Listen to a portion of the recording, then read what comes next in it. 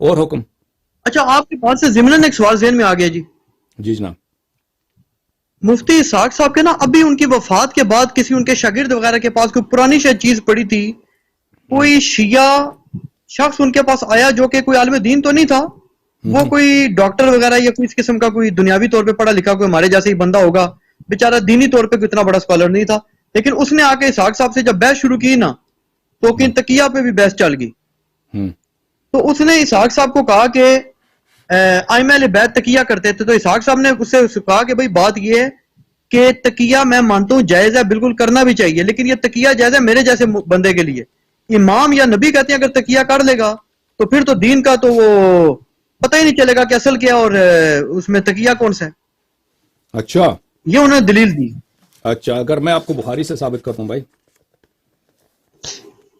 بخاری میں حدیث ہے کہ نا ابراہیم علیہ السلام نے 3 دفعہ جھوٹ بولا ہے. نہیں اس کو کہتے ہیں توریہ تھا. تو ہم بھی نہیں کہتے کہ توریہ کیا ہوتا ہے. آپ ایک توریہ کیا ہوتا ہے؟ توریہ یہ ہوتا ہے کہ آپ الفاظ ظاہر کریں کچھ اور مقصود کچھ اور لے لیں. توریہ تو یہی تو ہوتا ہے کہ اپنے اصلی مقاصد جو ہیں آپ اس کو چھپا دیں. توریہ وہی ہوتا ہے نا. سامنے والے کو کچھ بات بتاتے ہیں, دل میں کچھ اور نیت کرتے ہیں. توریہ وہی تو ہوتا ہے نا.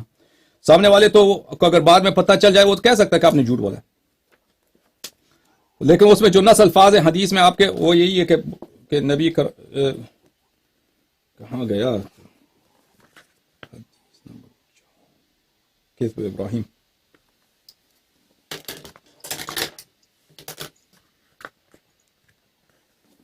میں ابھی آپ کو دکھاتا ہوں. بخاری کی حدیث ہے بھائی صاحب نبی کے لیے جی جائز. مولوی اسحاق صاحب کو بخاری کا نہیں معلوم. ملاحظہ فرمائی کتاب عزیزو, یہ کتاب ہے بخاری شرح التراث صفحہ 597, حدیث نمبر 3357